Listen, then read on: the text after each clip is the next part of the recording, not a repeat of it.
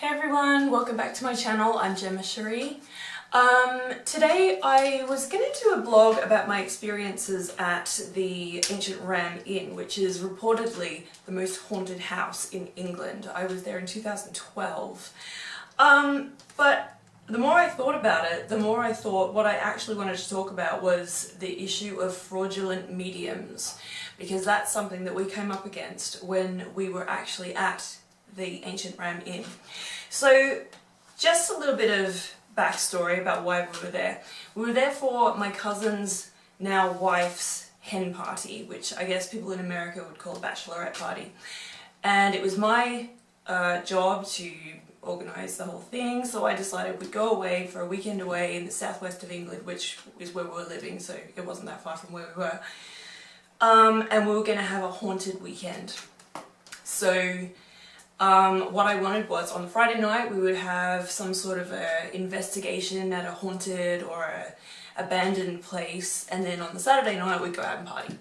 So I got into contact with a ghost investigation, sort of a business I guess, and they would organise for you to have a hotel and to have a tour of a haunted place and a so-called investigation with, you know, Ouija boards and EVP and all sorts of things like that. So I said great, and they gave me a really good price, like it was really cheap, and I also stipulated that I wanted to stay in a haunted hotel, and which they got us, and it was really beautiful. It was absolutely fantastic.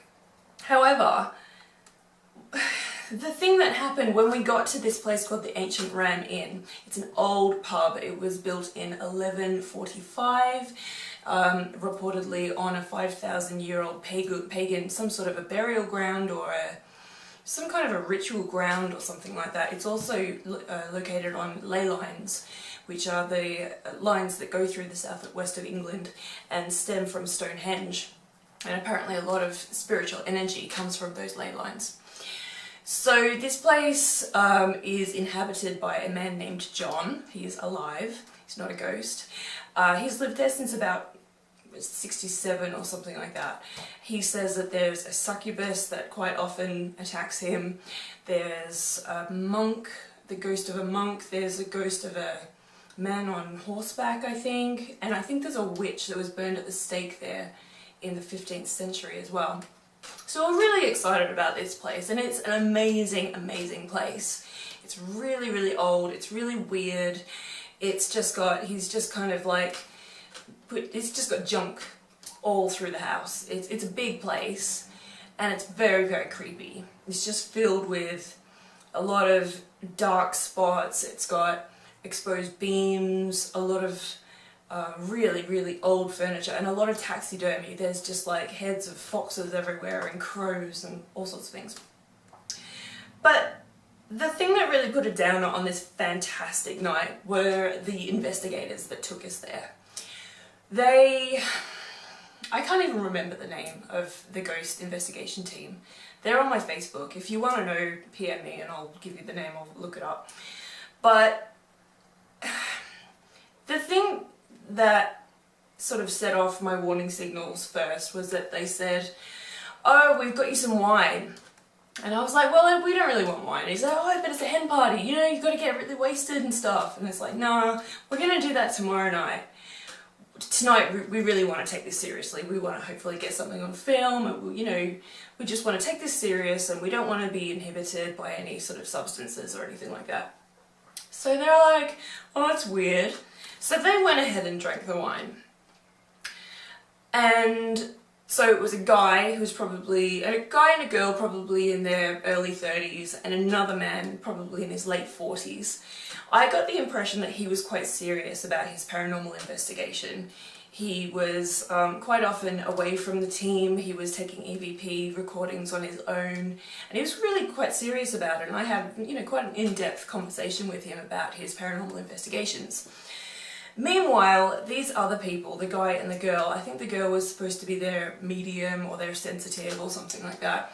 They had set out Ouija boards, and at first we all sat around and we were like really serious about this whole thing. We were like, okay, we've never used a Ouija board before, probably not a good idea, but you know, when in Rome.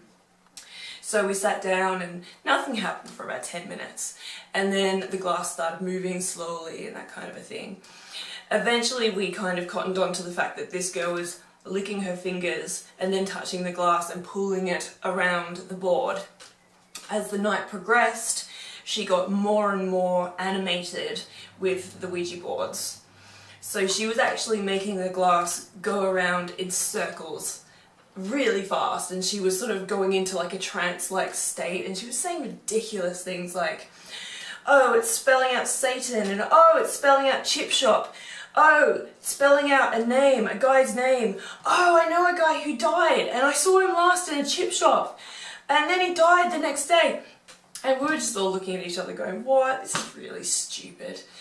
So the fact is, they didn't charge us very much. They charged us like £150 for 2 nights accommodation and the ghost investigation. So I didn't ask for my money back because it was so cheap, and the hotel that they had secured for us was really beautiful.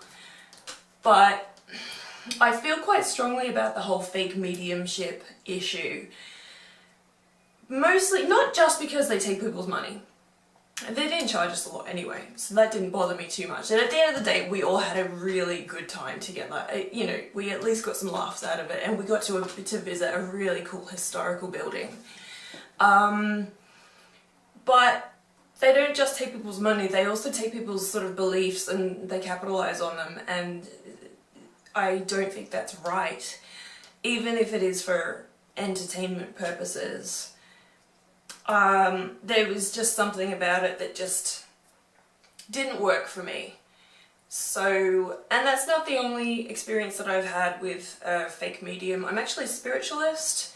I'm not a medium, I'm not, you know, anything like that. But I am a spiritualist. So I've had a lot of contact with mediums, and occasionally you will get a medium that will take advantage of the way you look, and they'll make wild guesses, or they'll take advantage of somebody that looks diminutive, or, you know, maybe a little bit sad, something like that, and they'll just completely take advantage of it, and I think that is so wrong. Yeah, so I'm really interested to hear what you guys have to say. If any of you have encountered a, you know, a spiritualist medium, or someone who claims to be a sensitive that was completely false. Really, really interested to hear what you say. So, yeah. Oh, and the other thing was, take a look at the video that I posted a couple of days ago when I was at the Ancient Ram Inn, because regardless of the fakes, you know, the fake mediums, whatever, I do actually think I caught something on camera that night. So go to the video, read what I've written below, and take a look and tell me what you think about that as well. Anyway, so until next time, see you later.